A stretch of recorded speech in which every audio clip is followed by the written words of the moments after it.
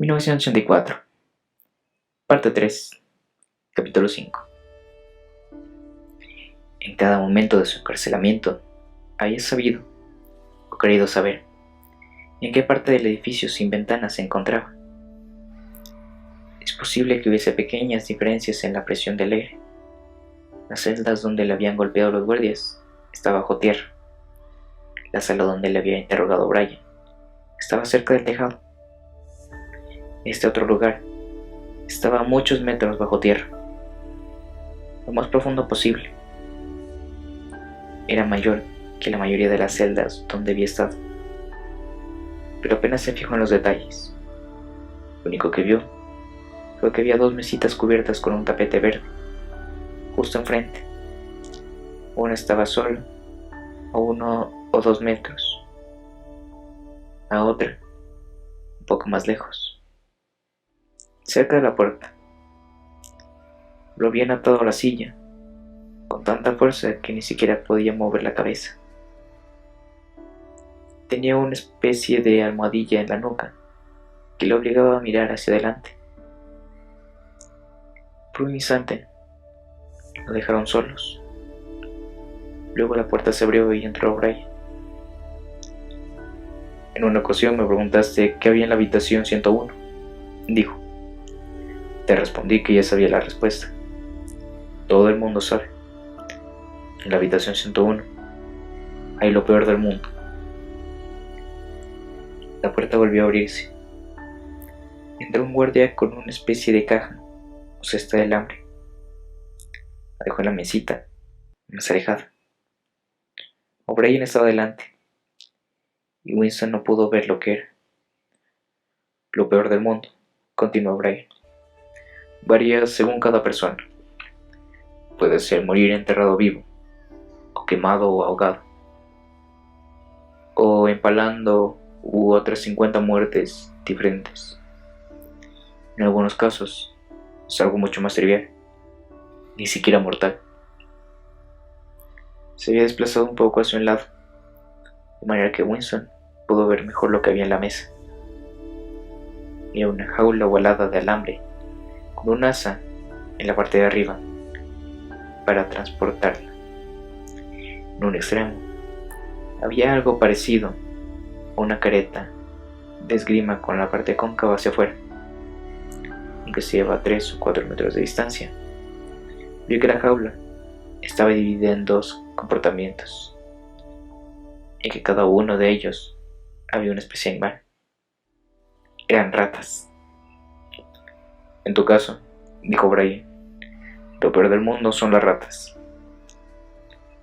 Una especie de temblor premonitorio, un miedo a no sabía exactamente qué, había estremecido a Winston, nada más ver la jaula. Pero en ese momento entendió lo que significaba la careta y se le revolvieron las tripas.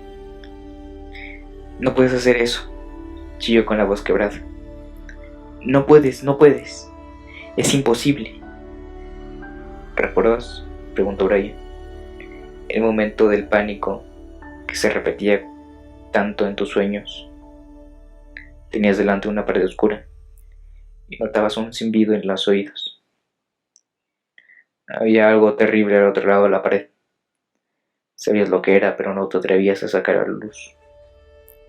Eran ratas. O'Brien, dijo Winston haciendo un esfuerzo por dominar su voz. Sabes que esto no es necesario. ¿Qué quieres que haga? O'Brien no respondió directamente. Luego adoptó, como hacía a veces, aquel tono de maestro de escuela. Miró pensativo a lo lejos, como si se dirigiese a un público que estuviera detrás de Winston. En sí mismo, dijo, el dolor no siempre es suficiente.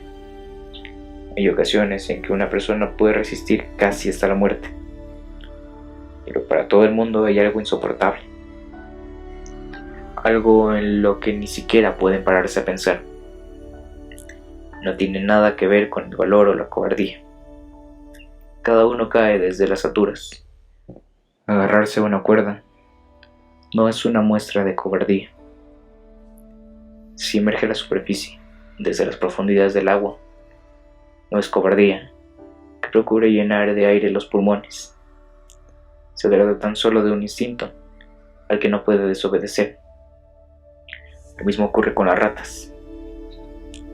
A ti te resultan insoportables. Son una forma de presión que no podrás resistir ni aunque quisieras. Harás lo que se te diga. ¿Pero qué es? ¿Qué es? ¿Cómo voy a hacerlo si no sé lo que es? O'Brien cogió la jaula, la llevó a la otra mesa y la dejó con cuidado sobre el tapete verde. Winston oía la sangre que le zumbaba en los oídos. Tenía la sensación de estar totalmente solo. Se encontraba en mitad de una vasta llanura, un desierto inundado de sol, en el que todos los sonidos llegaban desde distancias inmersas. Sin embargo, la jaula de las ratas estaba a menos de 2 metros. Eran ratas enormes. Tenían esa edad en que tienen el hocico romo y feroz, y el pellejo pardo en lugar de gris. Las ratas, prosiguió O'Brien, dirigiéndose todavía a su público invisible, pese a ser roedores, son carnívoras. Ya lo sabes. Habrás oído contar lo que ocurre en los barrios pobres de la ciudad. Hay calles en las que a ninguna mujer se le ocurriría dejar a su bebé solo en casa ni 5 minutos. Las ratas la atacarían. En muy poco tiempo no quedaría más que los huesos. También atacan a la gente enferma o moribunda. Tienen una sorprendente inteligencia para percibir cuando alguien está indefenso. Se oyeron unos chillidos procedentes de la jaula. A Winston le parecieron muy lejanos. Las ratas estaban peleando. Estaban intentando romper la separación del alambre. También oyó un profundo gemido, desesperado, que también parecía llegar de fuera. O'Brien cogió la jaula y accionó un mecanismo. Se oyó un chasquido seco. Winston hizo un esfuerzo frenético por soltarse a la silla. Fue inútil. Estaba totalmente inmovilizado. Ni siquiera podía mover la cabeza.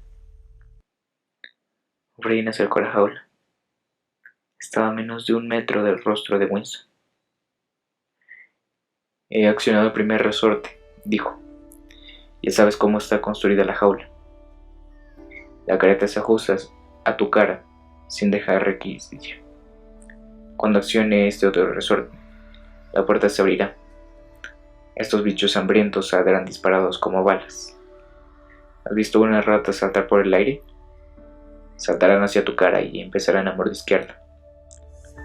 Unas veces atacan primero los ojos, otras roen primero las mejillas, luego devoran la lengua. La jaula estaba más cerca. Se estaba acercando. Winston oyó una serie de chillidos agudos que parecían proceder del aire por encima de su cabeza, pero luchó con todas sus fuerzas contra el pánico. Pensar, aunque fuese solo un segundo, pensar era la única esperanza. De pronto, el olor mohoso y repugnante de los animales alcanzó las aletas de su nariz. Sintió una violenta arcada y a punto estuvo de perder el conocimiento. Todo se vio oscurecido. Por un instante, Winston se convirtió en un animal que chillaba enloquecido. No obstante, salió de la oscuridad, aferrándose a una idea. Solo había un único modo de salvarse.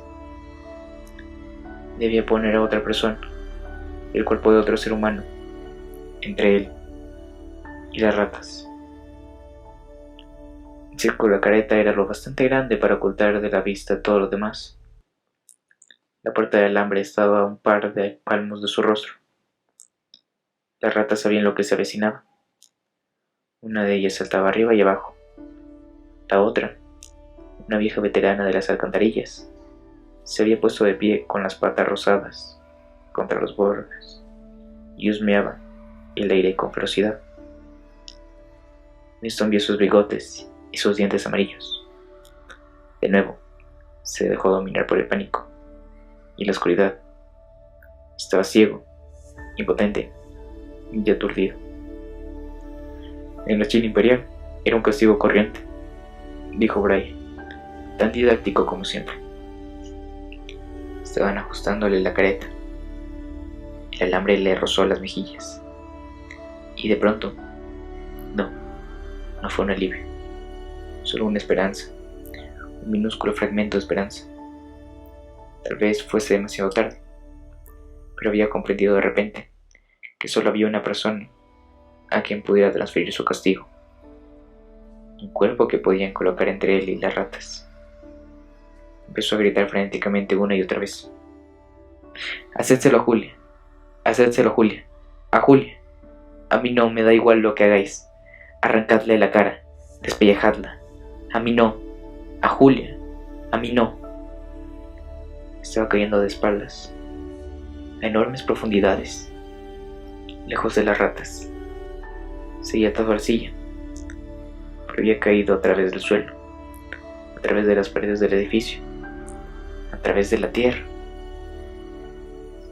a través de los océanos, a través de la atmósfera, hasta el espacio exterior y la vastedad de las estrellas, lejos, lejos, lejos de las ratas. Estaba a años luz de distancia, pero Brian seguía de pie a su lado. Seguía notando el frío contacto del alambre contra sus mejillas. No obstante, a través de la oscuridad que lo rodeaba, oyó otro chasquido metálico y supo que la puerta de la jaula no se había abierto, sino cerrado.